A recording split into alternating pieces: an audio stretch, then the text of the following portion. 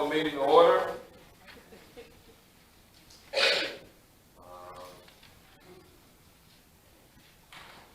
First item is the village clerk, Margaret Campbell, approval of the office policy. Oh, I'm sorry. Would you please call the roll?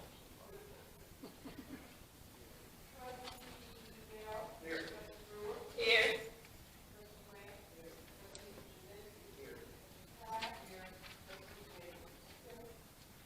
Okay, first item, office policy from the village clerk.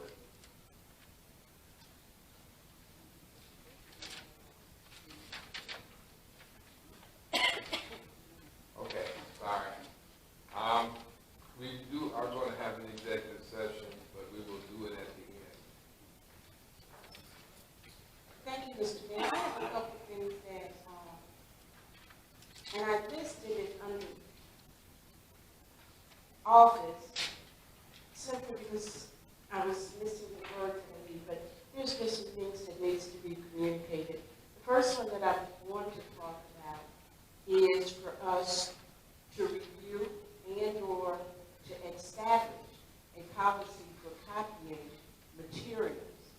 Recently, and I shared this with the trustees before, but I'm really hoping that now we can have permission or authorization to actually develop some type of policy, because I recently found out that I have a quota of numbers of copies that I can make. You just know that it's not manageable.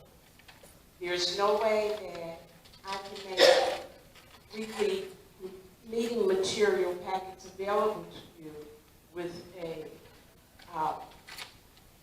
limit of 200 copies that can be made per month. So we really need to look at that. I'm not certain which of the trustees or who would be responsible for developing such a policy, but something definitely needs to be done, and immediate. Otherwise, I'm certain I'm just about out of my quota already. It was changed last Thursday, and then yesterday I had to have Gerald come and reset it again. That's how quickly I do go through copies. I mean, if you look at your package right now, and if you multiply it times 8, you will see that's more than 200 copies. So that's my one appeal to you. Another appeal that I have, and that is we must really look at how email messages are going forth. There was a time when very few people were able to send emails to each of you on the same email thread. Now, any and everybody sends emails, and it is definitely, I am fearful of the violation of Open Meetings Act, and it matters not if you don't respond back. If one of you communicate with the rest of you, then that person is in violation of Open Meetings Act, because you have communicated regarding board business with more than one other person. You can't communicate with. You can't be three of you communicating at the same time.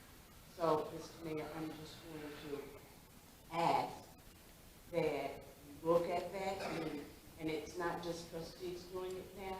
Now we have department heads sending mass emails to everyone. It's just almost everyone is sending mass emails. Oh, let me get this. I understand Open Meetings Act that the trustees have to file. So you asked me that department heads don't send that to the trustees? Well, you know, when I started 2 years ago, you're the one who told me that department heads and others do that. I was instructed that no one else would do that. And just slowly, it's been occurring more and more frequently.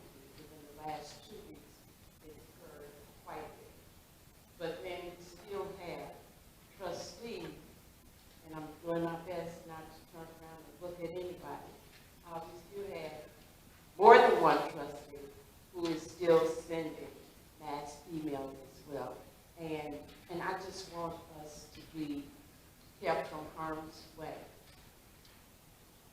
in terms of violation of open meeting. Well, I do know with the trustee part, that would be open meeting, that because it is the elected officials. I'm not aware, I mean, maybe I did at one time, I'm not sure that as far as communicating with the trustees from anyone other than the trustee, I don't, if one of the department heads, public works, or somebody from the police department, or even front office, or if it's a, personnel wants to talk to or email one of the trustees. Not one. All. All. I mean, they're not creating their own meetings that, That's not. right. But if you If you respond and your other trustees Yes. are on that, yes, that is. If Exactly. you respond, you can copy other trustees, that's an open meeting act violation. But as far as them getting or saying something to one of the trustees, I don't see a problem. They shouldn't copy And not all, one. and then just one. If it was just one, I wouldn't know I'm just that. saying, because they shouldn't copy, because that's where they mess up. When they copy, and that copy has to have all the trustees on it. Okay, so this is what my suggestion is, that you take a moment, look at what that active policy is and or should be, and then state it for the record. And then whatever you decide, whatever you all decide, I'm fine with it. It's just, I was told one thing, and now I'm noticing something different. So it's just something that we need to do. Okay? Thank you. Another thing that I would like to bring to your attention, and this is to the trustees as well. I begged and pleaded with the mayor to provide you copies of Robert Rules of Order in a short form. And you each have one. Where is it? I will be helping you on your desk when you are in here. Then, you got little bits and pieces in 3 different ways. I provided copies of the colored document, which is in brief, and then when you attended training, then Otis and Expert provided you. It would be very useful if every meeting you attended, that you have one or two. Doesn't matter which, but you need to have a reference. And the reason why I say you need to have a reference, I see you have both of them, one is because you never know when you're going to need to utilize one of the calls that's listed.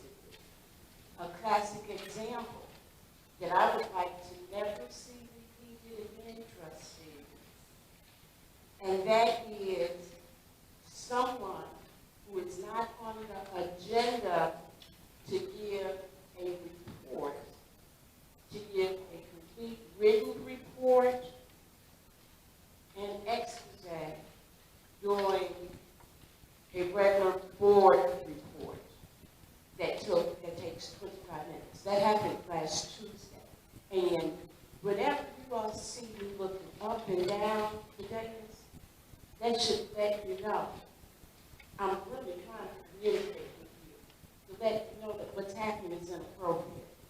And if something is inappropriate, it is the trustee's duty to correct it, and you correct it by using Robert's Rules of Order.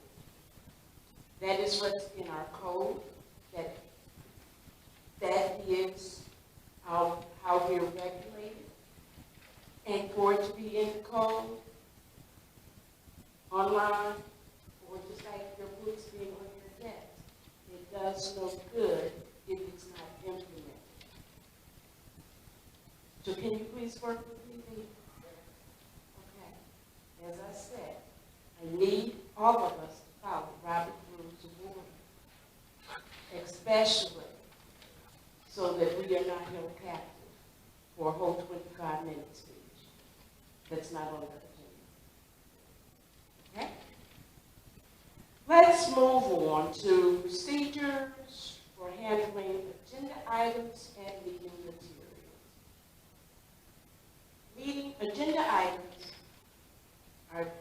usually sent to me on Wednesday.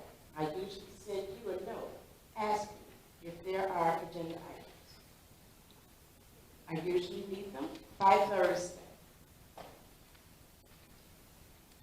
Hopefully before the close of business, so that I can turn around, make the copies, so that you have your meeting packet by noon on Friday. We were doing very good at one time, and now we're just slacking. We're just really slacking off. I get meeting material at 1 o'clock on Friday.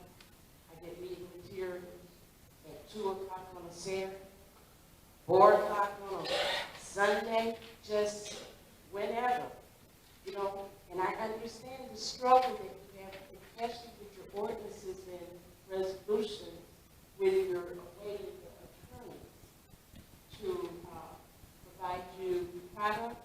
But if they don't have it, that means there's unreadiness. And by unreadiness, I mean we're not ready to discuss that issue because you don't have the documentation.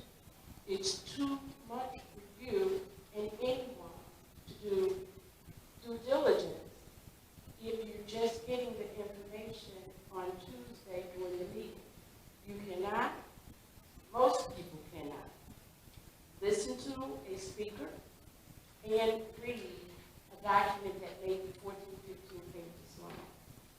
So, I am going to ask also, let us step back and let's get back on track by providing the meeting materials that go along with your agenda items. I don't have the authority to say that if I don't have meeting agenda materials, it's not going on the agenda. I don't have that type of authority. But I'm just asking that you honor the wish to have your meeting materials. If you have a report, have your report so that they can go in the meeting materials to be distributed by 12 o'clock on Friday. I'll tell you something else that I would greatly appreciate. And that is, if you've invited an attorney, and right now we have so many, but if you invite an attorney to be at the meeting, can you give the mayor as well as the courtesy notification? We're not asking for permission, don't get me wrong. However, when I get an attorney to call that Tuesday morning or whatever, and ask me to send him over the entire meeting packet, that's sort of difficult. Because then that means I have to scan everything, stop what I'm doing, scan everything, and you know, everything that you get for the most part is double-sided. And that was before I had a printing quote. But I tried to double-side to save paper. Then that means I have to break it apart and then scan each page individually. And it's time consuming. And I don't know about it. I do. I plan my day. I plan what I do and how I do it. So I'm just going to ask that we provide notice in advance. Not permission, but just notice. The last thing. I asked you guys to write this down last week. My telephone number is 708-981-3662. I'm giving it to you again because I mentioned last week that is the village issued phone, and that I would appreciate if you were to call me and text me with that number. And since then, you know that I got phone calls and texts and emails, places other than 708-981-3662. So I know that my name probably automatically populates my personal, but I'm going to just ask that you take good care to make certain that it is Sauk. Okay. Mayor, that's it.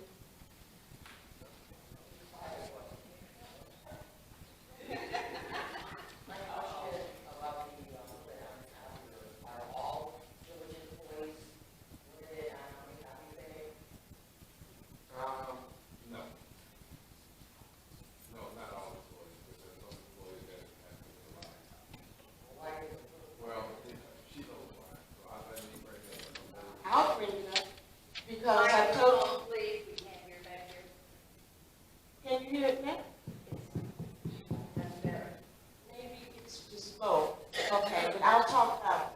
I sent you guys an email about a week or two ago, letting you know that I erroneously made copies for an activity for the school district. But the activity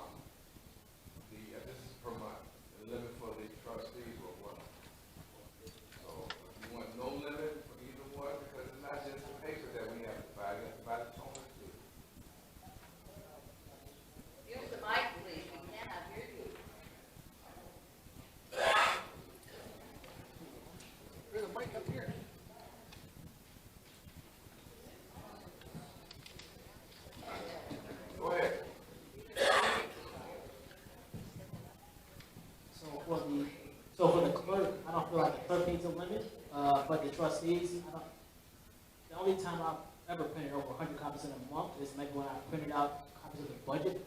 But besides that, I don't think I would need 100 copies in a month. That's just me personally. So are you my question is, do you want to limit the trustees, keep that limit, and I'm fine with that. With the trustees, but then the clerk? The clerk, you know, if she's printing stuff for the village, then it's not a problem. I think the clerk should have no limit, and you know, our limit would be fine, unless we have, you know, some project, and then we can come to you and get it adjusted if need be. Okay. No limit for the clerk, and the trustees are fine. Like I said, as long as it's village business, I don't think anybody will have a problem speaking to you, Mayor, about making additional copies. But the mayor does, the village clerk should not have a limit. Okay, thank you. No limit for the trustees or the village clerk.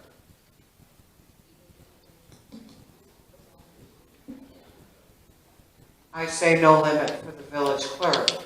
But when you say if you say limit to the trustees, the ordinance review committee, I might have to make 3 or 4 different types of ordinances, and they might have whatever, and I have 4 or 5 people on there. So I have 100 copies. Sometimes I'll go over it. I print my stuff at home because of that. Because if I was in here and say I have no one in here to override the copier, there I am. So I've been making mine at home, but I don't think we really should have a limit. But if you see that someone's doing something personal, then you need to address it with that trustee, or there's an issue with that trustee. Okay, and then that's just how I feel about it, because I know how many copies I have to make, and I do it at home. So I'm using my paper, I'm using mine. I have no problem doing that, but if I was to do it here, I'm afraid I'll get caught where all of a sudden my limit's up and there's nobody here to override it. So that's mine. As a former clerk, I say there should be absolutely no limit on the clerk, because if anybody has to print a lot of paper, it's the clerk. As a current trustee who's in charge of the Public Events Committee, I plan on doing flyers, I hopefully will be doing Sauk Talk and other things, because one of the things that I feel that the village is lacking is communication. So I don't think the trustees should have a limit. However, I would suggest a monthly review of who's making copies and how many, and the trustees should be able to justify it. I mean, if somebody comes to me and say, why did you make 200 copies? I had an event. I had to get the word out. Or I had a Sauk Talk. Sauk Talk, when we used to do it, was 8 pages, and I would print hundreds of copies. So I think the trustees should not have a limit either. Okay. I'd like to add one more thing.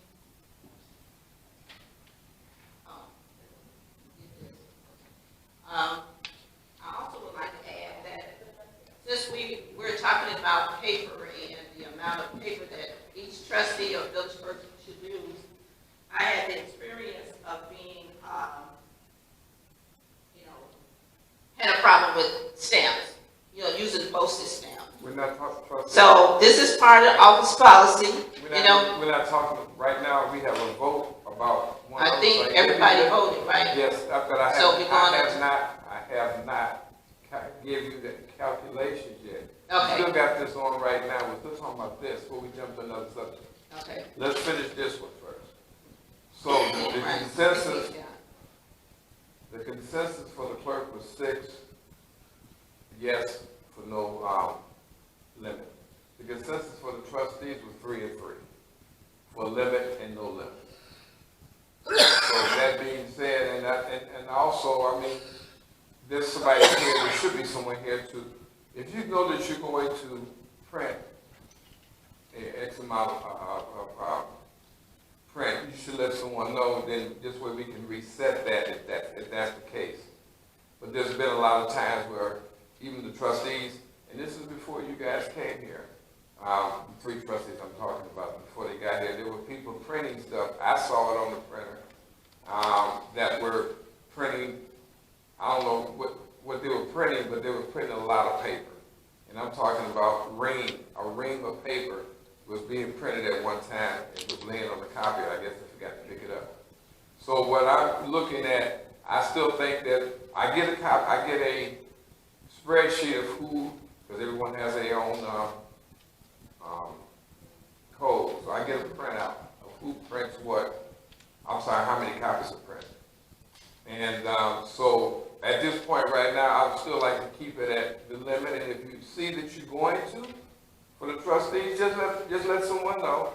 You let myself, I'm here, know that, hey, tomorrow or whatever, you know, I don't know where I'm at right now, but can I be recessed so I can print these copies? That's all it takes.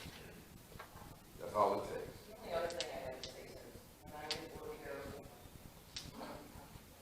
the only other thing I'd like to say is when I worked here and we were trying to take care of day-to-day business and people were using the copier machine to make booklets and everything, it really has an effect on the employees trying to get their day-to-day work done. So that's why I think trustees should have a limit, and like the mayor said, if we need to, we can always ask him or make copies after hours, but it does affect the office staff. Yeah, because some people tied up for a while and then they can't. They need a copy, they need a person at the front desk that's making a copy, the machine is still running, and how do they do that, so. But I appreciate that. Yes, okay, so then, I'm gonna go with the limit for the trustees and no limit for the clerk. Okay, now trustee Brewer, your comment is altogether different. It's nothing, you're talking about something that's entirely different that's not on here. It falls on the office policy. But this falls on what she was saying, but if you're gonna comment to what she spoke on, yes. But if you're gonna bring up a different subject, no. That's, you know, if I have an agenda, we're gonna go off the agenda. If you're gonna speak on what she talked about, the things that she actually talked about, but it was nothing about stamps and what she was talking about, so that's what I'm saying. Because if that's the case, then we shouldn't even have an agenda, just ad hoc it every time. So at this time, I mean, I don't, unless you want to get on the agenda at another time and speak about something like that, that wouldn't be a problem. Just add it on to the agenda for next time. You know, it seems like it should be a really easy fix, but add it on the agenda, so we talk about.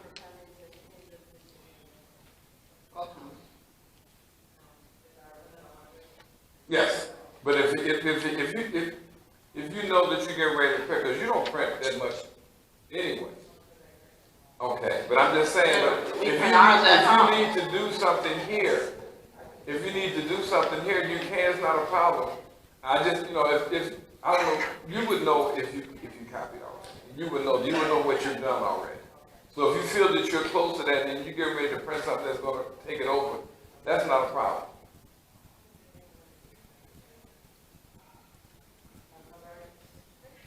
I mean, I'm getting ready to go to the next item.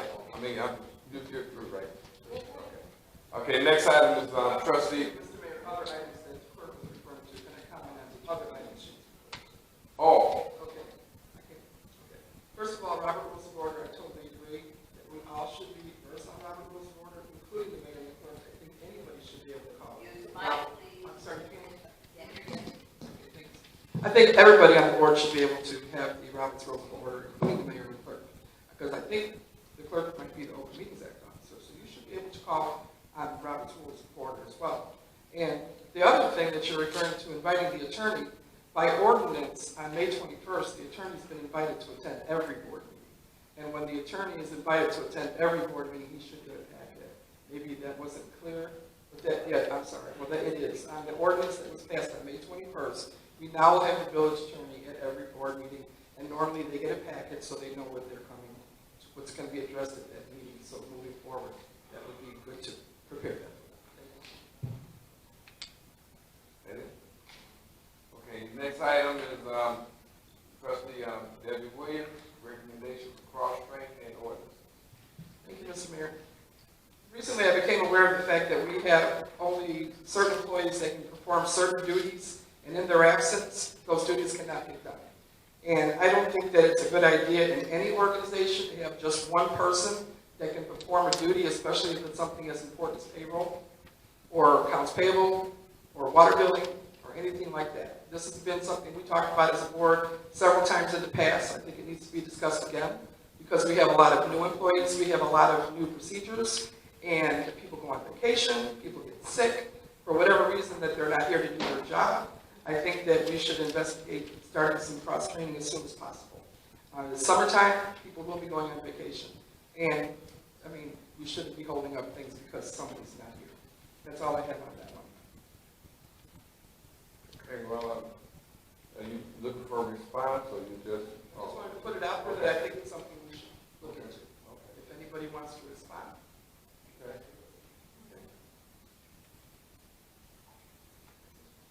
Oh, okay, you got the ordinances then. Okay, second thing. There's two ordinances that I would like to propose tonight. The first one is an ordinance limiting rates for legal services for the village of Sauk Village.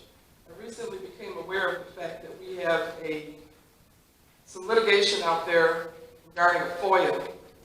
And I was made aware of the fact that the village has hired an international law firm with a reduced rate of $500 to $700 per hour to defend the village against this lawsuit for a FOIA. So when I heard that, I did a little ding, ding, ding, ding, ding. First of all, it's not a capital crime, it's a FOIA. So why are we paying an attorney anywhere between $500 to $700 to defend us? And I risk speaking about litigation in open public. I'm speaking finance. I'm not referring to the case.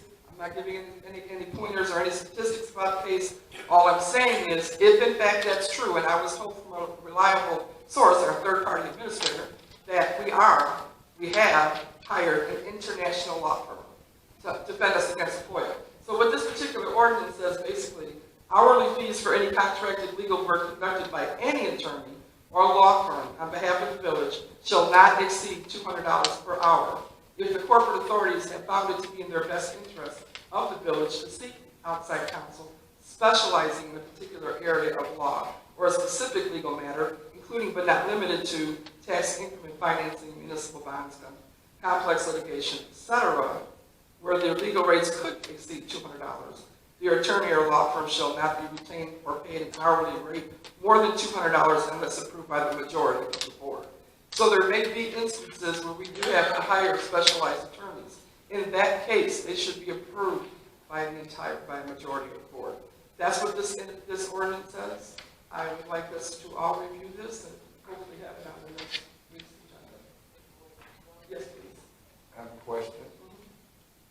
First of all, this was done prior to you coming on, and the second thing,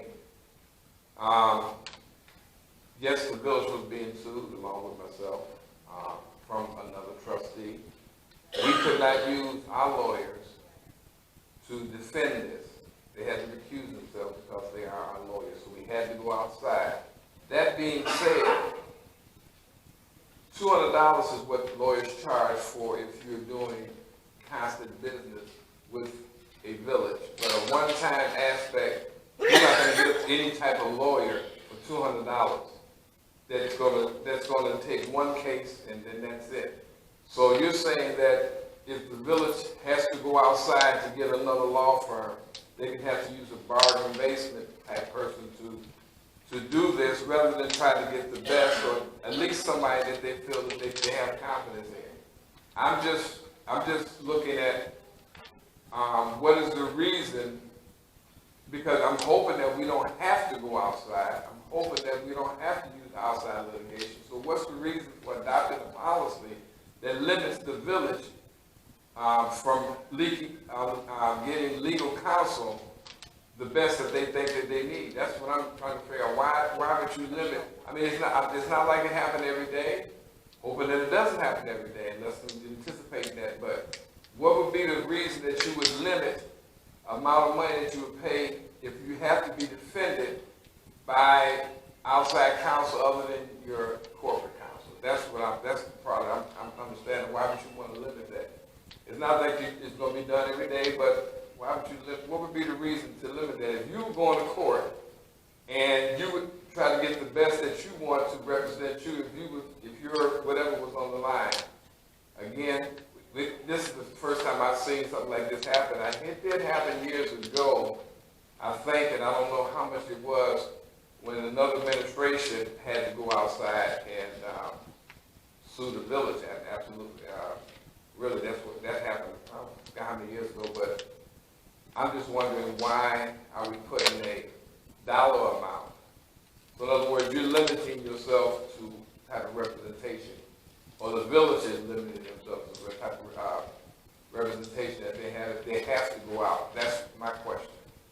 Okay, in response to your question, I don't believe I'm saying that I'm limiting anything. I'm saying that if it exceeds $200 an hour, it needs to come back to the board for approval. And I think there's a big difference between $200 an hour and $500 to $700 an hour. I think bargain basement is not really the way I would describe it. There's a lot of law firms out there that can defend a FOIA case for a lot less than $200 an hour, or maybe slightly more. But if that's the case, I'm not saying you can't get an attorney for over $200. I'm saying it should come to the board. There's been a lot of talk about finances lately. There's been a lot of talk about attorney's fees. One way to control fees is to put ordinances in place. And this is one ordinance I'm suggesting. And we can vote on it, we can vote for it, we can vote against it. I'm bringing it to the table because I think it's necessary. Transparency, open government, when we spend more than $200 per hour for an attorney, it needs to be justified. I'm not saying it's never going to happen. I just want to know, where did the number come from, the $200? Like, who came up with that number? That was just rounded off from what I've known in the past, what we paid our attorneys. Because, I mean, I've worked with at least 5 attorneys in the 10 years I've been here. So something that you came up with. This is my ordinance, correct. This So- was my round So we figure. have the option to increase that to 300. Are you open to that if we decide that we want to go higher? Are you open to that? I'm open to whatever the majority of the board is willing to. This was my recommendation. If the board wants to do 250, 300, I'm saying what we've always paid for good representation is no more than $200. There are specialized things that do happen, like TIF and things like that, where we may have to go out there and get special financing. But I just don't see for a FOIA why we're spending $500. I don't see for you where we can sue either. Well, that's not on the agenda. Well, That's I'm not just what we're saying, talking so you're about. saying that you don't see a need, it didn't happen, it happened. If the majority of the board would like to pass this ordinance with 200, 250, 300, this is the time. I mean, I would like to see this pass only because I think that we need to take a hold of our finances, and anything over $200 needs to come before the board. That's my suggestion. Any other questions? Okay. If anybody wants to change in it, that the 300 or 250 or whatever, speak now, so we can put it on the, I mean, I just don't know, the $200 number. So, I mean, Olson, for example, charged us $165 an hour. And That's we've because- had, we retain them. yeah, I mean, exactly, we've had them for years. I know that the special counsel that's going to do some investigations like $175 an hour. So, I mean, I just don't know if this 200 number is the right number. I mean, I know this number that you say you came up with because of what you've known from your experience in the past, but I mean, how do we know if that's just the right number? I mean, can we do 300? I just, what does the rest of the board think about $200? Because it's something that you came up with. I want to hear everybody else's opinion. on what they Exactly, think and is so do going on. I, but I just want to make sure that I reiterate again, you're not limited to 200. No, I agree. What you're limited to is we cannot just go above 200 without bringing it to the board. No. And I don't think, me personally, I want things to be brought to the board No. as a whole to be agreed upon. But I've said what I have. So Well, then I'll ask the board again.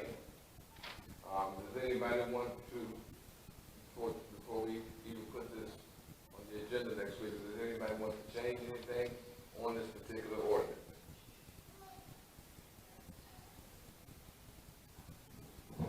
You could just add the verbiage, you know, with consideration, or not to exceed.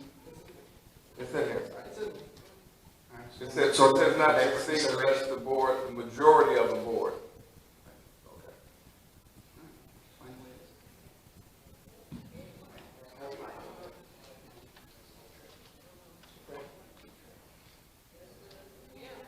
All right, then, that'll be on the agenda next week.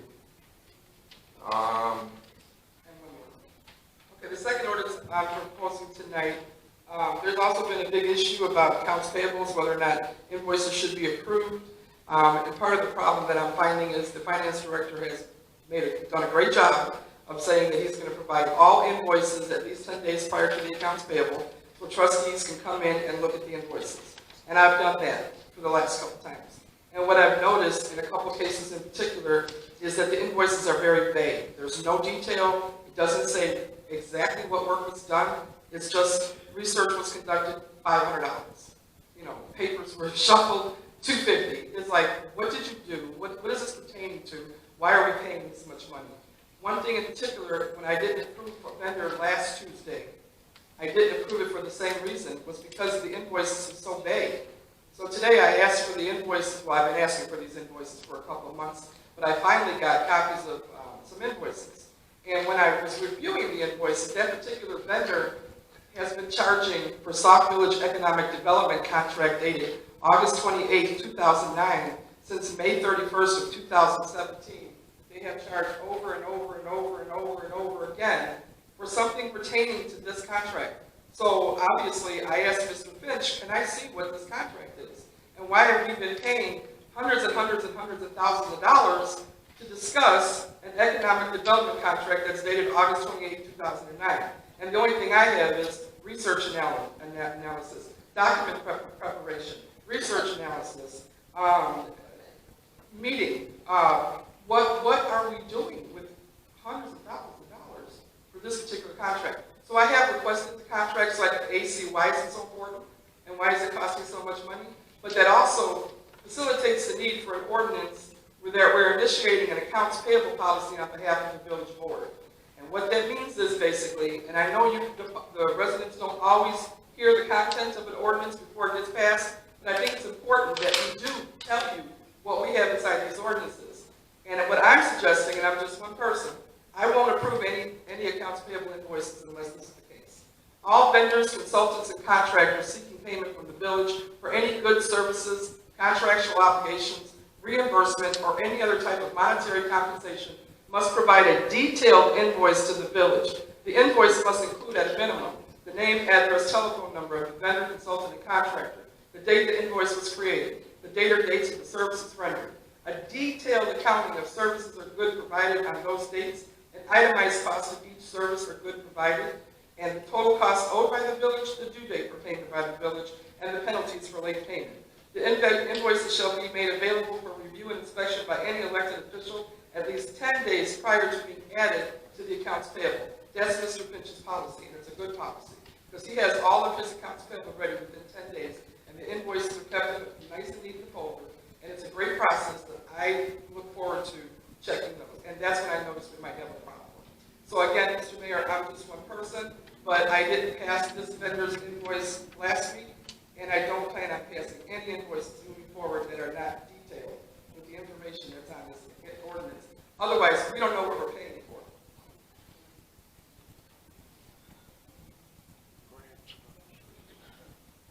So I do agree that the invoices should be detailed. Also, in regards to paying the accounts payable, sometimes I've noticed that, well, a lot of times, that you pay accounts payable, let's just say next Tuesday, but the invoice is from last August. I think unless there's an issue that the department head should be sitting on invoices and they should be giving them to the finance director as soon as possible so they can be paid. There's no reason for the invoice to be sat on for so long and then we incur late fees. So we need to do something about that part because it's not fair to the village that the department head holds on for something too long that we have to suffer and pay. Well, wait a minute. A lot of times, bills are turned into the accounts payable, and they sit on the back desk and not get paid. That has happened a lot. So that doesn't necessarily mean a certain department head is turning in invoices. So that needs to be up the payroll role that's doing the payroll. And trustee, just to say, the penalties for late payment just means it needs to be included on the invoice. I'm not referring to our repayment of late fees. It says here that it should be included, so in case of point, what you're talking about, in case somebody does sit on an invoice, we know, wait a minute, we really need to push this paper along because we got these penalties are going to start piling up. So, Okay, I just want to say before y'all get too far into it, a lot of times it could be money issue. well, yeah. So if you incur a penalty, that penalty may be worth paying if you don't have the money. So a lot of times that has happened where invoices are set on that they call the back table. No, right, I definitely understand, and that's fine, but what I am saying is that when we get an invoice, if we can't pay the invoice, we should, the finance department should scan that invoice in and at least put it on our aging report, so that way we know what's out there, rather than it pop up 6 months later, and then it's like, oh, where did this come from? That's a problem, that's what I'm saying, we need to do something about that. No, I agree, but I'm still letting you know and everybody else that we need to do something about it. Item number 4, I'm asking the detailed accounting services of goods provided on those dates. If it was supplies, that's supply.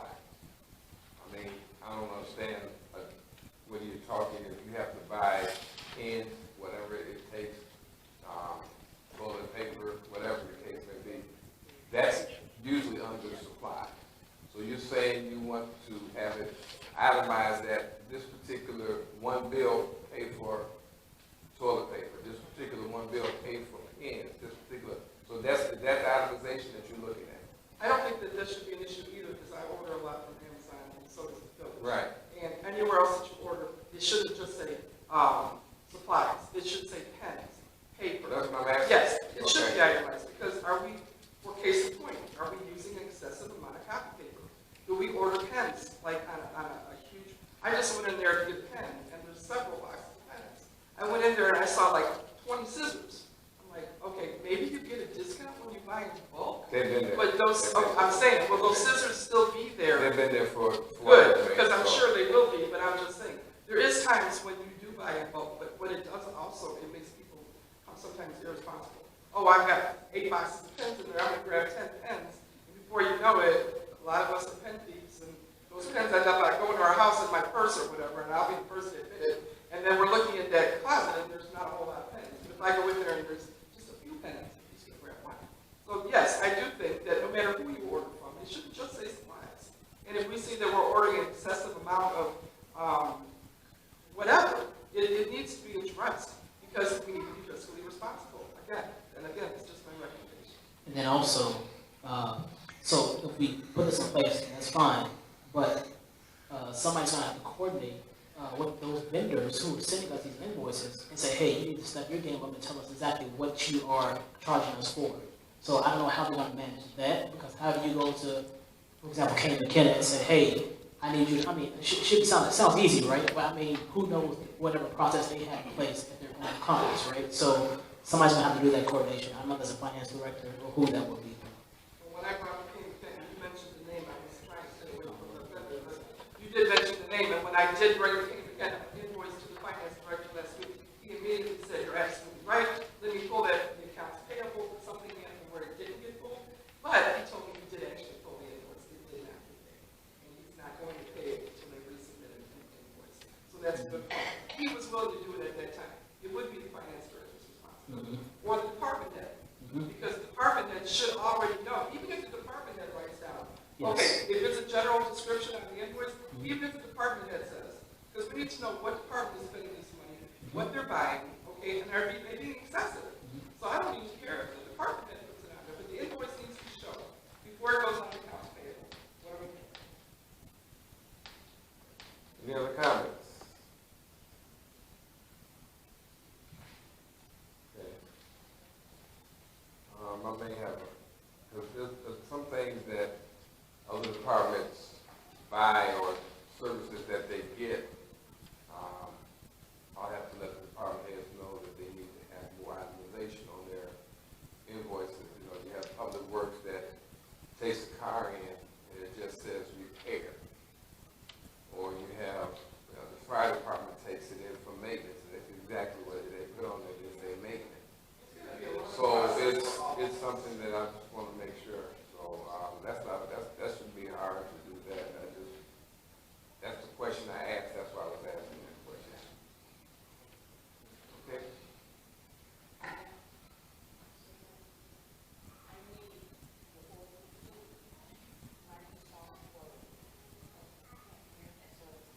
I was just letting her know that I need an electronic copy of the ordinances in Microsoft Word so that they can be processed. And I was going to give it to you later tonight or tomorrow because I wanted to see if we had any changes, and then I'm going to submit them to you, so hopefully they'll be on the agenda, they'll be in this form. Because as far as I know, but I will submit them. That it? Okay. The next item is, basically the recommendation from, our engineer, Jim Zoll. Did everyone get a copy of the recommendation that he had?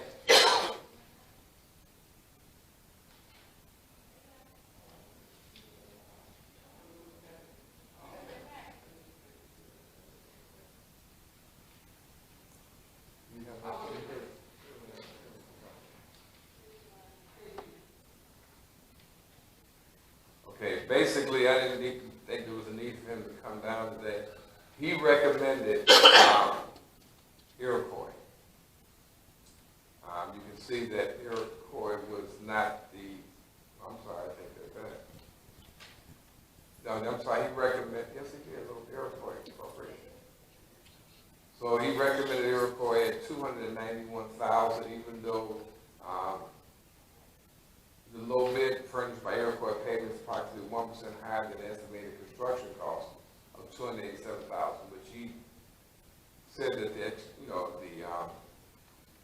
approximate cost was a little bit lower, but he did recommend that award to go to Iroquois Paving in the amount of $291,000. Itemized bid tabulation, including our detailed cost estimate, is enclosed in the review. That will be on your second sheet. And it will show everything that will be done. And so this would have to be on, if you have any questions, I'm sure we can direct them to Mrs. Zarnik, but in the meantime, I would like to have this put on the agenda next week to be voted on, so they can get started. This is for the project. 221st Street project.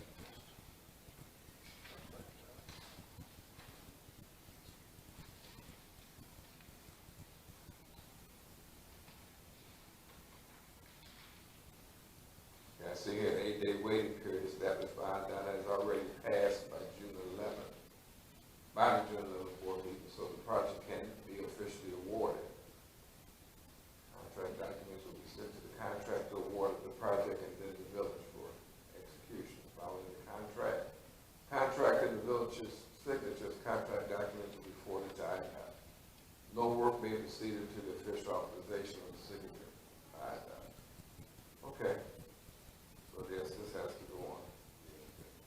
Even though it's going to be late, we'll see if we can get some type of,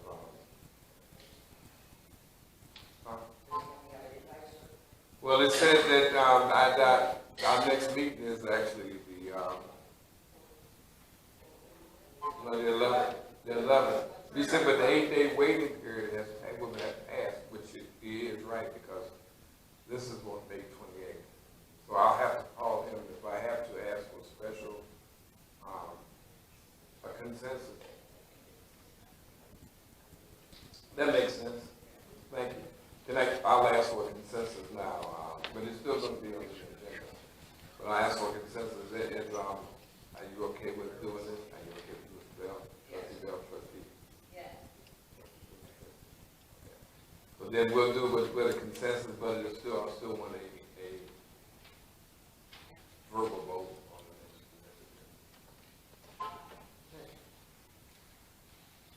this. Next item, trustee Todd, ordinance for standing committees. Thank you, Mr. Mayor. I'm going to remove this from the agenda. I want to put it on in 2 weeks. I want to come in tomorrow and talk to you because there were some issues with it. So before we can go through this, I'll be in tomorrow. Are you here tomorrow? I'll be gone most of the day. What time tomorrow? Well, even on Friday. It's No, Friday, Thursday. okay. Well, Thursday I'll be gone. We're going to Bolingbrook. Oh, Yeah. okay. So is Friday okay? Yes, Friday. So I just want to move it. Okay. In 2 weeks. We'll put it on the committee, but when it. Yeah, we're going to do another committee of the whole. Right. Okay. All right. So that's what I want to do, and I'll be in Friday, and Okay. we can go over it. I have a few other things as well. Okay.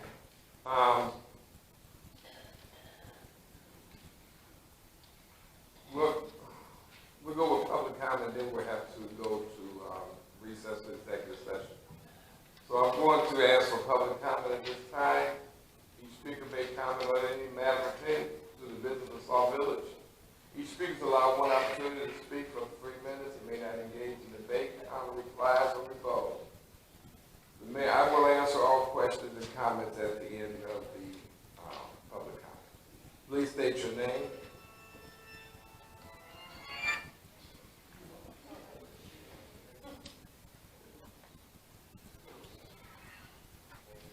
I'm sorry.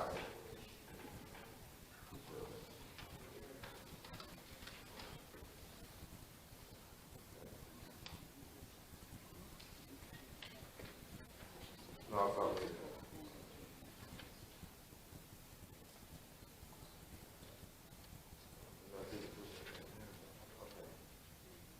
Judy Gansker.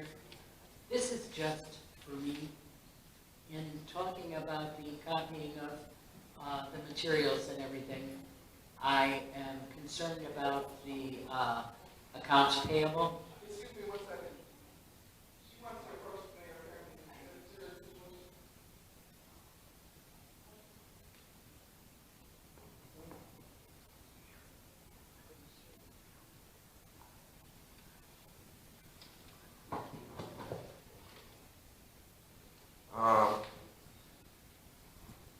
I haven't been able to contact yet, but there's a serious situation going on right now. So,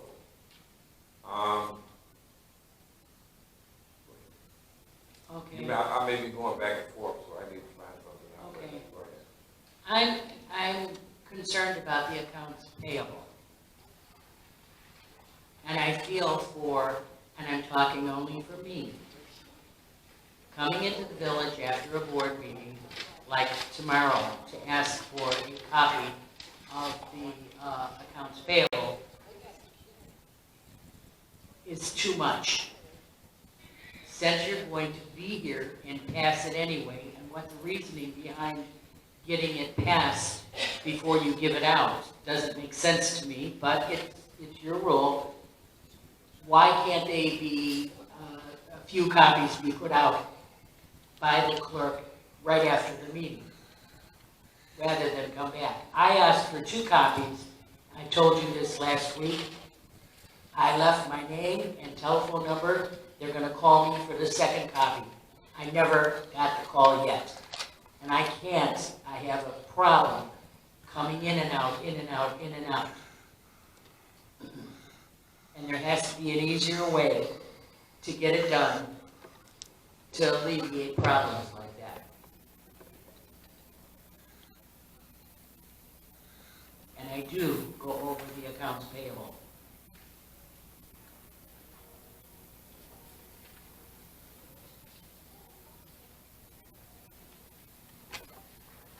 That's it.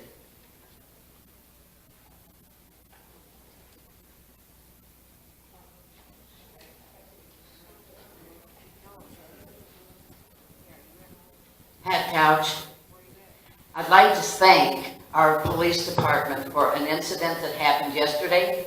I want them to be acknowledged for what they did yesterday.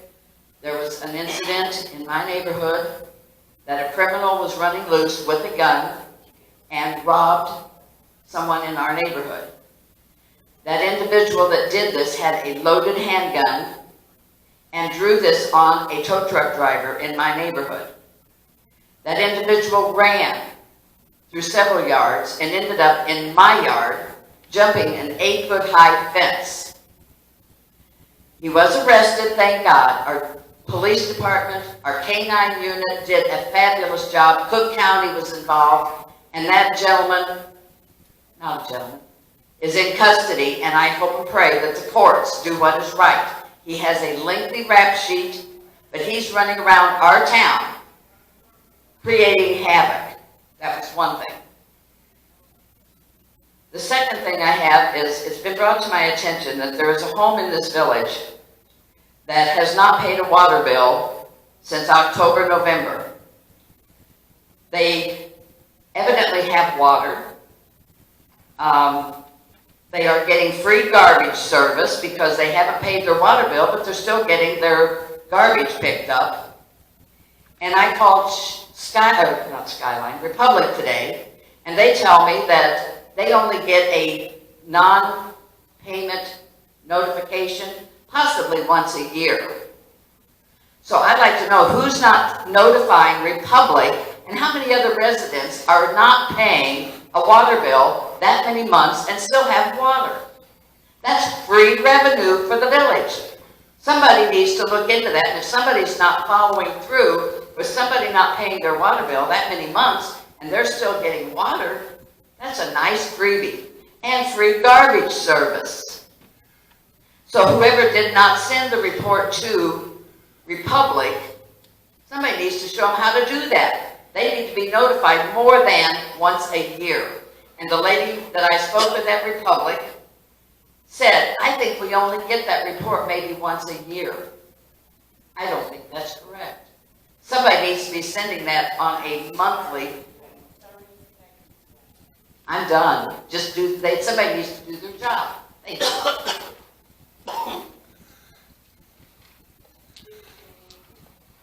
My name is Dawn Moorhead. I've been a resident for about 7 years now. I haven't come to many of these meetings due to employment. My hours was not allowed. However, I have sent several letters and made several attempts for you to cut down a tree in front of my house that is destroying my house, my sidewalk, everything. I have some pictures here that I have printed out. I just made enough copies of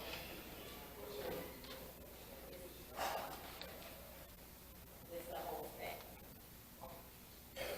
And it now has termites that's spreading out through the neighborhood along with infestation that is just totally ridiculous. If you look at my house, it's underwater.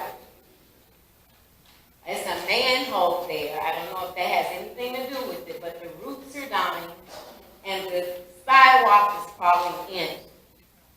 I don't know what else to do. I want to do my driveway because my house is going to go underwater. All because of the tree. The tree is clearly dead. They came out and they cut one branch off. One just missed me in the storm as I was going into my house. It is literally a safety issue now. I'm frightened for my life every time I go in. Not only mine, but the kids that are going down the block, the cars that are passing by, is clearly going to fall. 1805 to 122nd place. The sidewalk is caving completely in. You can't even walk.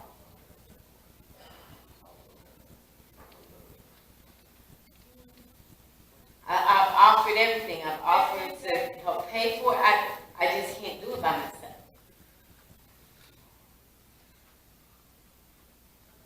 So I just beg and plead, just please. I've sent the letter. And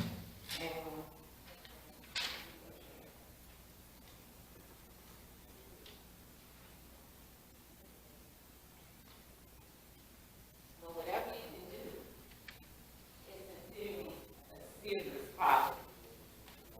I cry every night. A storm comes, rain, snow, anything comes, I cringe. Because I don't know if this tree is going to fall on my house, or fall on my company that's coming in, or fall on me as I come in from work, or come out for work. All right, thank you. Do you know when I can, or find out? Okay, thank you. Again, I plan on coming to more meetings because it's a serious issue. So, whatever I can do to help us.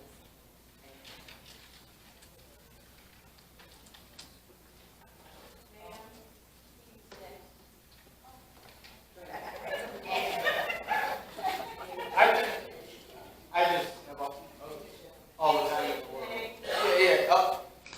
Jen Check.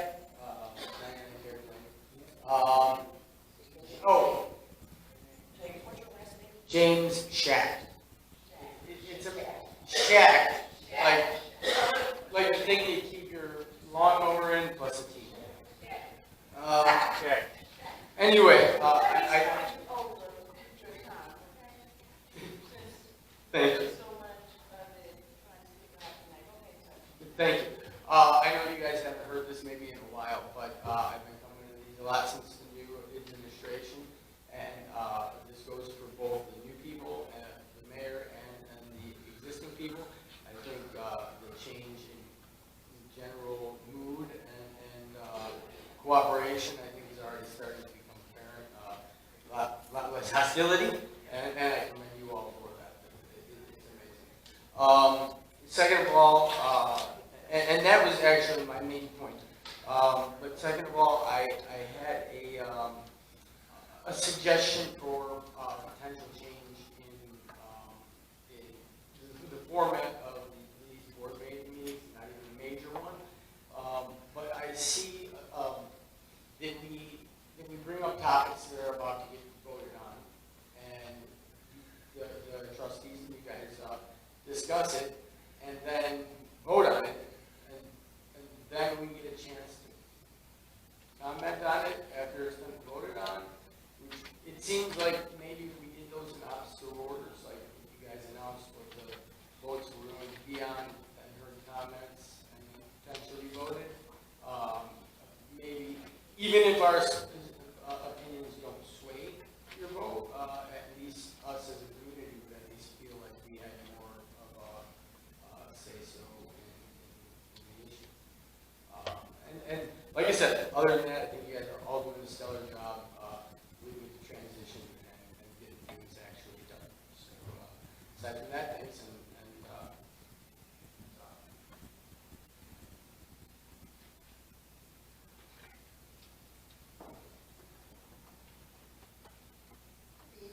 My name is Yolanda Morelos.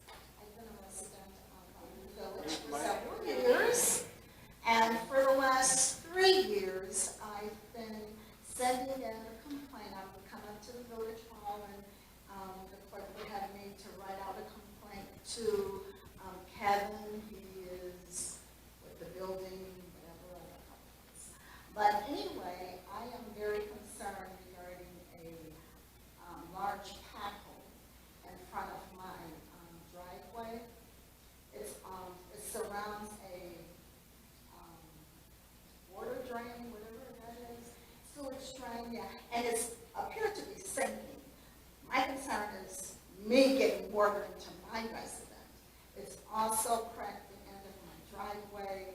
I had front end work on my car done at my expense because I dropped over into the hole. A couple of years ago, I was told that it would be repaired.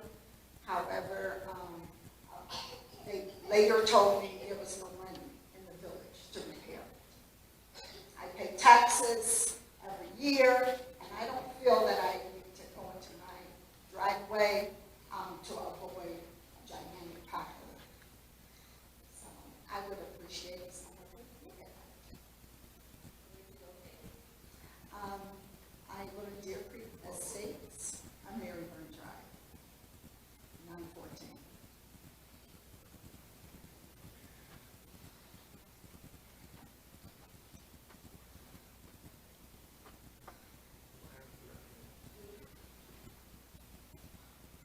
I am the clerk, so I've not received any but Okay.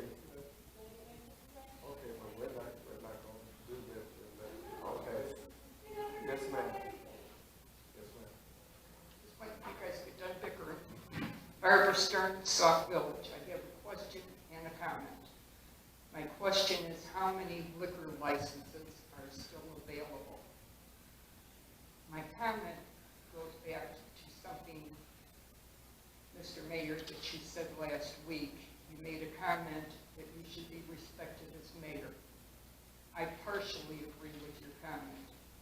I respect the office of mayor. However, I never have, nor probably ever will, respect you as a person. In the 62 years I have lived in Sauk Village, there were only a few men who held this office of mayor that I had respect for as a person. David Hanks was a prime example of a mayor I respected as a man. Not once in all of his years on the board did a family member say or do anything to embarrass him or show a lack of respect for him. His wife never made foul and nasty comments on social media about me or anyone. His daughter never made threats of physical violence against me or anyone. The jurors have. My final response was to block them. Their actions demonstrate that they do not respect you or your position as mayor. And that's really sad.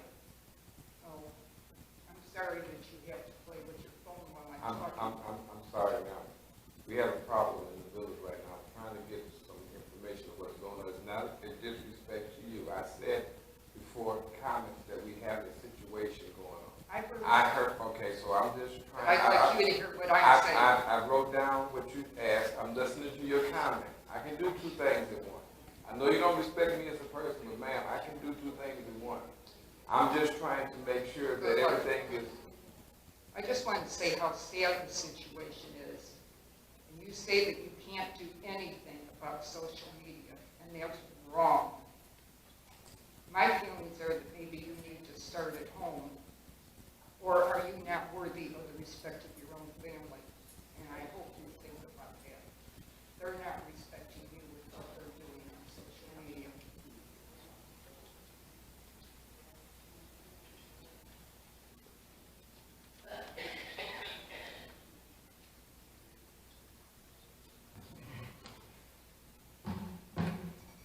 Mary Escobedo. I wasn't going to get up and talk tonight, but I figured since she said it, I might as well continue. Because last week you also made a comment about how somebody was low bringing your family into this. But your family and Joe Wizawati are the ones out there on social media talking about all the residents in the village. I've gotten so many texts from people who show me everything you guys are saying about all these individuals in the village. So, and then again, as she said, you said you can't control them. So, what kind of a leader is that? Because the leader should be able to control, especially his employees and his family. So how can you tell the residents that they can't talk about social media, but, okay, I just want to make sure. Because, you know, they pretend they can't hear some of them. Anyway, I was saying that you need to take control if you want respect, and you need to respect, because you disrespected your clerk and Trustee Brewer for the last 2 years. So respect starts with you. If you want it, you need to give it. And again, with that social media, you need to do something about that and stop blaming residents, because it's your family, and you're very rude to the waitresses when you go to the restaurant, like you were to the young lady that came up here and spoke last week. And I know that she was not lying. Thank you.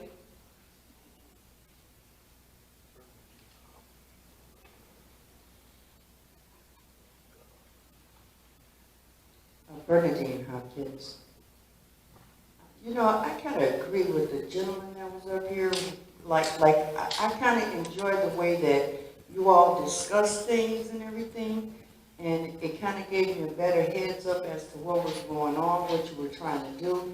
And I want to personally just say thank you for that. You know, I'm going to leave it at that. So thank you.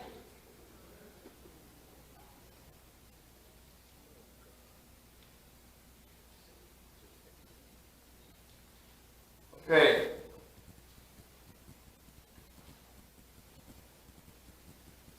I don't know, sometimes I wonder what people come out, if you want to come out, if it's business, if it's things like the gentleman said, and the lady said, as far as the branches, that's a concern. As far as the house, the address and everything, as far as that tree, I'm going to find out tomorrow exactly what needs to be done. That's a large tree, so we may have to get an outside survey to cut that down. I don't think our Public Works can do that. But I will, and it's on the record, I will make sure that we attack that, because I did see the pictures here of your driveway, so I understand that you need to have the driveway dry before you can actually do anything to it. And it has peeled off, so. Okay, well, I mean, only thing we can do is make sure that we take the tree down, and everything else, we hope that that does solve the problem. Accounts payable cannot be passed out until after they're voted on. We can't pass the accounts payable out before they're voted on because something may be altered. So the next day after it's voted on, if nothing was altered, you can get a copy, but if something was altered, it has to be reprinted. And I'm not saying it'll be ready that next day, but the accounts payable should be available the next day, so that'll be that Wednesday that it should be available for the public. I thought the potholes were, they're doing pothole repair now. Now, let me try to explain. I talked to Kevin about getting the potholes done. We're looking at getting a machine, renting a machine, what they call a planer. What it would do was go around and plane all the potholes, shave it down, and then come back and put patch down, or put a whole thing in patch. We're looking to see if we can rent that as soon as possible, because there are a lot of areas, not just yours, there's a lot of areas that are around. I drove around that need that. And I'm looking also at getting some money from the state to help do some of those things. Right now, I'm hoping I'll get an answer between now and next meeting, next Tuesday, as to get some help from the state to do some of these things. So they just finished their session. They voted in their budget. I'm just looking to see, so I will have some more information next Tuesday at the board meeting about the process of us trying to get some money to do, because I would like to do as much of the village this summer as possible. Hopefully all of it, if we have that, if we can get enough money. And that's the pothole patching. Now, resurface everything to do the potholes, because there's a lot of potholes that are really messed up. There was a comment about the votes. We vote on the second and fourth Tuesday. There always is comments and questions from the public before we vote. That's done on purpose so you can express your concerns on what's about to be voted. Here at the committee meeting, we're not voting, so your comments are just your comments and questions and concerns is just what that is. We're not voting on anything, so there's no need to have that early. We have that later. And as I appreciate the thank you from the resident as far as the police action that was taken care of, and I will pass that on to the chief and let him know that that you did thank them for a job well done and quick response. Liquor licenses. The liquor licenses, we have different types of liquor licenses. Now, if you're talking about a liquor license for a bar, there are none. So whoever wants to come and open up another bar would have to come before the board and have to make a license available. I think there's one license left for a gaming, and I think that's going to be taken up by the new company that's coming in, the Gas and Wash. The board already talked about a license for, this will be a brand new license, will be on the agenda next week for a banquet. So that'll be on the agenda before. The lady came 2 weeks ago and expressed that we just didn't get it on the agenda, so we have to make sure that we get this ordinance together so it can be in writing, so it can be taken care of, but that should be voted on next week. And that's a brand new, we never had a person with a restaurant having banquets and they want liquor just for that particular time. That being said, I need to take a vote to go into executive session. Second. Moved by trustee Todd, second by trustee Grant. All in favor? We'll be back out to close out, but we do have.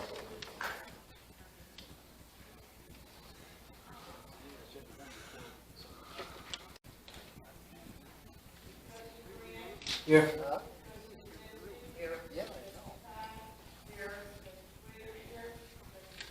Here.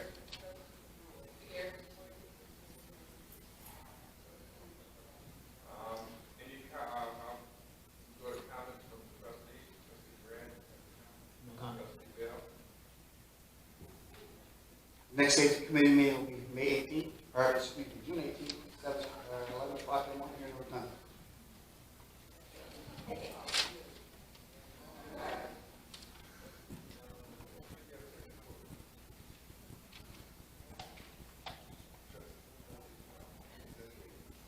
Yes, thank you, Mayor. I'd like to let everybody know that I'm looking for volunteers to sit on the housing committee with me, so please let me know if you're interested. Thank you.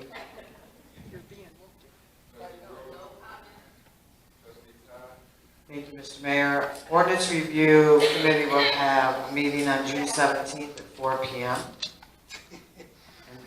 here in the Rotunda. The other thing is, the Sauk Village Firefighters Association is having their 13th annual golf outing, and I see that it's not been announced. So I told them that I would announce it because it's June 29th, which is a Saturday at Lincoln Oaks in Crete. And it's $90 per card, but you can also do a cart sponsor, whole sponsor. There's all kinds of sponsorships. So anyone that's interested, I put some of these, the registrations out in the hall. And thank you. Thank you, Mr. Mayor. First of all, I met with a representative from Commissioner Donna Miller's office today for the 6th District, and we have a couple things that we have planned. Starting with a recycling event on August 17th. We will have prescription drugs, electronic and paper recycling here at the Village Hall. The times to be determined. We haven't got the flyer ready yet, but she's working on it. I think we're going to get it out really quick. It's really going to be a great event.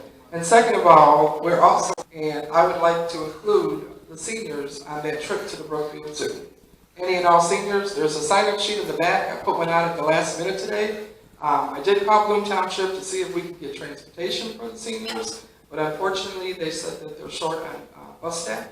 So that's not going to happen. So I'm still going to see if I can get transportation from another medium. But if not, it would involve us driving, and we will get parking passes. I have at least 5 or 6. I'm going to try to get as many as I can. So finally, I want to say that I think we've had a really good meeting today, and I was really happy about it, and I'm glad that some people in the audience have actually acknowledged that. But one thing I did ask for on the agenda today that wasn't on the agenda was social media. And we all know that's the elephant in the room, okay? But I'm going to address it because I think it needs to be addressed. I asked the mayor a couple weeks ago if the social media ordinance included only internet, or if it also included newspapers. To me, media is media, but social media apparently is internet. But I just want to mention that Ordinance 14-006 basically states that we need to be very careful what we as employees and staff of any kind put out in the village, about the residents, about each other.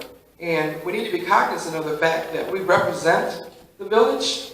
And if you want people to move to Sauk Village, to get a business in Sauk Village, if you want to keep people from moving out of Sauk Village, then you need to present the best side that Sauk Village has to offer. That hasn't been happening. So for whatever reason, I was sent a screenshot of the South Suburban newspaper. For the last several months, it's been pretty bad. A lot of information has been put up that's incorrect.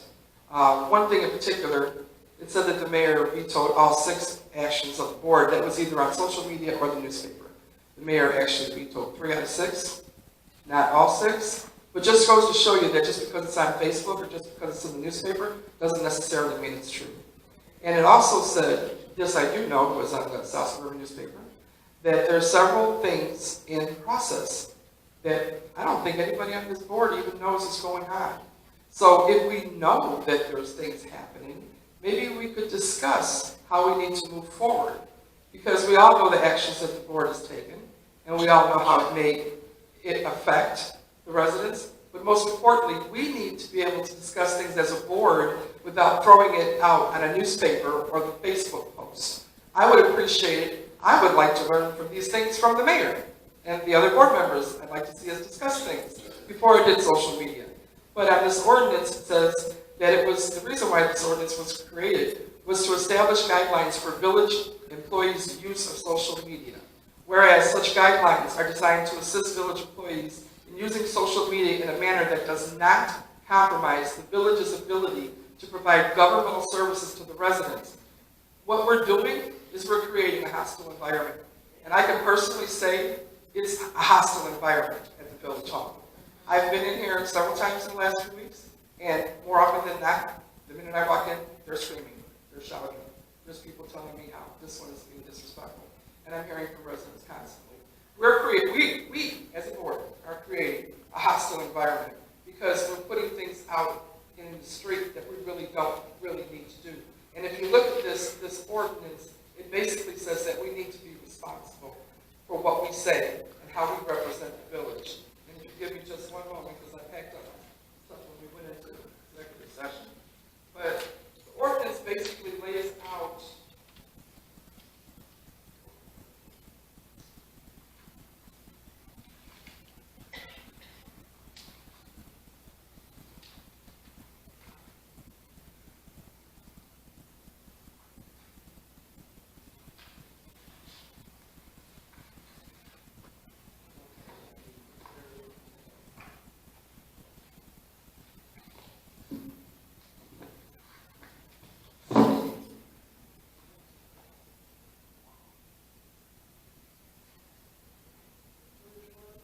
no, it's not going to be voted on. This ordinance is already passed, but there was a page that I had that I wanted to be. I'll bring it back next week.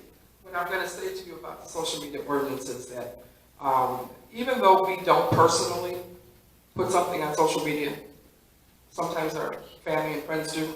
Sometimes it's people that work for us. I mean, I think the Sauk Village, Illinois Facebook page should have been shut down a long time ago.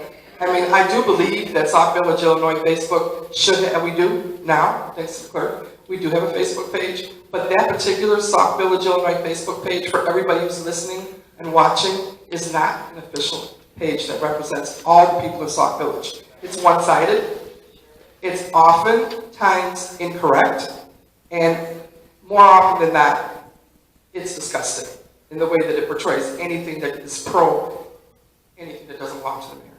And I think that's wrong, because a lot of people look at their page like it's gospel, and it's not.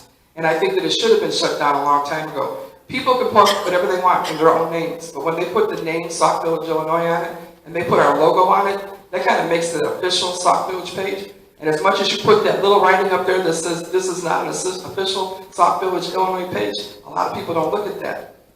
And it's the same thing with the South Suburban News. The articles that have been gotten in there, they are not factual, they are not correct, and I take offense at a lot of things that have been put in that paper in the name of Sauk Village, with our board members' names listed in that article. So I'm just saying, in my opinion, say what you want, but think about what you're doing to the community as a whole.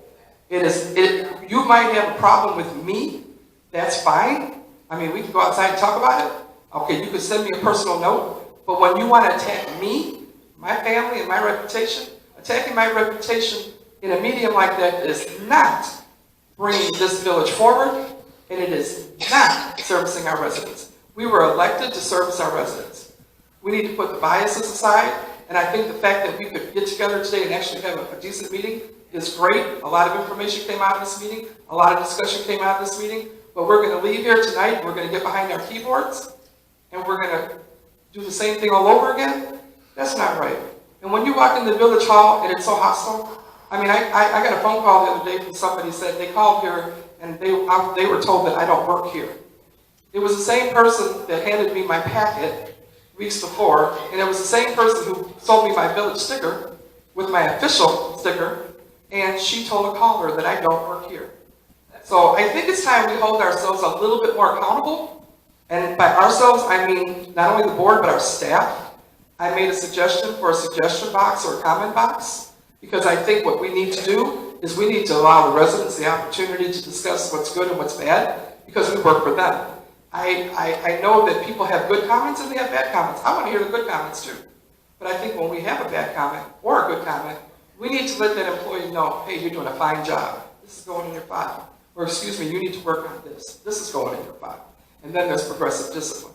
But I just want to point out that, I'm sorry, but I did misplace that one very important piece of paper, but I will bring it back. But most importantly, what that paper is saying is, you represent the village of Sauk Village, and whether you pen it yourself, if you're any party to it, you are not doing Sauk Village residents a favor by putting negative, untrue speculation and misinformation in the public. We're either going to work together and get things done, or we're just going to fail together. And we'll continue to look like a bunch of idiots up here. Thank you.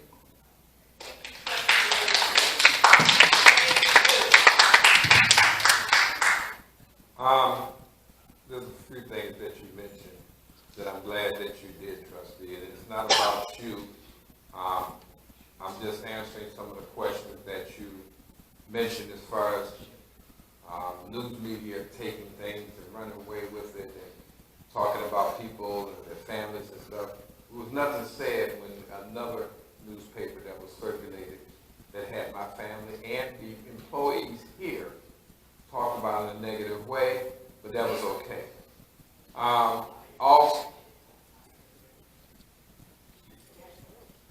I'm sorry, did I say something that I did a personal one? I'm sorry. Also, as far as the person that you said that they didn't know who you were, did not happen today. As a matter of fact, you brought it to my attention last week, and I came and I talked to that person, and they said, okay, I didn't know. As a matter of fact, today I went to that person and they told them, and you were there and came back up there and said to the person that I have someone coming, if they come, please let them know that I'm here. So that, I'm sorry, you said it happened today. No, you said today a person told you that called here and said you didn't work here. That, okay, but you said it happened today. You said it happened today. So I just wondered, okay, also, working in a hostile environment, that's your call? I mean, I don't see a hostile, I'm here every day. So if you're saying that this is a hostile environment, I mean, you put enough stuff out there. I don't know how I was here today with you. I don't see where it was a hostile environment. I saw people that were trying to do their job, and they're not robots and they're not slaves, but they do their job and they do it well. They do it very well. So to say that, I don't understand where that hostile environment came from. If there was some arguing in the back, it was not from the people up front. It could have been arguing in the back from something else that was going on, but it was not anybody that's up front. I can tell you that right now. So I don't know where that even comes from. The Sauk Village Facebook page, there is no Sauk Village Facebook page. If a person wants to use Sauk Village and use that name, there's an e-news. I haven't seen anything from Sauk Village Facebook in I don't know how long. It hasn't been so. But if a person uses that, I'm not going to stop this thing. Usually I'll say I'm through, but I'm not going to be through. I'm going to let you finish. But that's what I'm talking about. Those are the things that when you try to say something, try to explain to somebody or something, we get the disruptions or the people that just want to be disruptive and thinking that it's cute. You are absolutely right, trustee. If a person is trying to come here and do business and came to some of these meetings, they would. And I'm surprised we able to get the gas and wash. That being said, I just wanted to tell the trustees that we did get a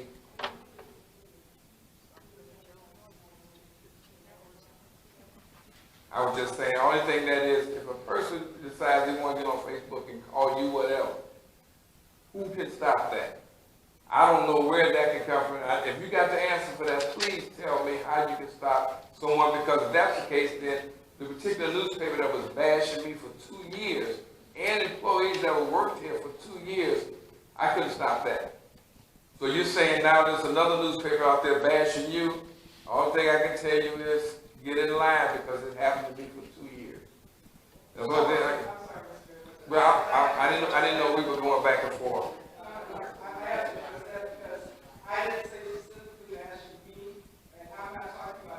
Okay, after you said about the newspaper bashing.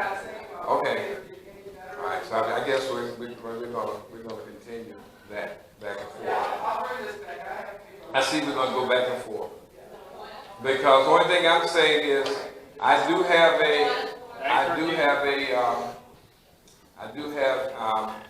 we did complete our deadline. That's what I was going to tell you about IDA grant. IDA grant.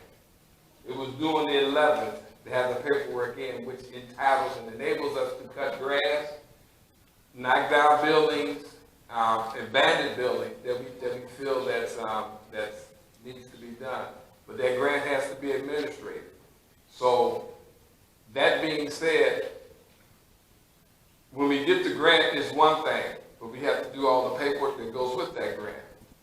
So that's not an easy task to do. And then also we have some other, and you were saying that there's, the reason why I don't bring commerce to here until I see it, because I don't want to get it out there ahead of time, as you just stated, news media. And the person that's coming here trying to do business here finds out that he's doing that is out there. He may not want whoever it is that he wants to know. So until it does happen, until I get an okay, or until I see that it's actually going to happen, I won't say anything, because I can't afford that coming and happening, because people are very funny when it comes to especially when they want to open up. I don't know what the reason is, but we do have a few things in the can right now, hoping that we can bring some more commerce here to this village. And it is very close. So the only thing I can tell the board is hopefully in a few months that when they get through doing their due diligence and come back and say, okay, we're ready to sign, I will bring it to the board and say, okay, like I did with the gas and water. Bring it to the board and let them know that they're ready to do that. Do we want to go any further? And give me the authority to go ahead and move forward with that. That part will come to the board before it happens. But there are some things that are in the works right now, and it's some large things. So that's the only thing I can say. That being said, I'll accept the motion to adjourn. It's moved and second. It's moved by Trustee Williams, second by Trustee Grant. All in favor? Aye.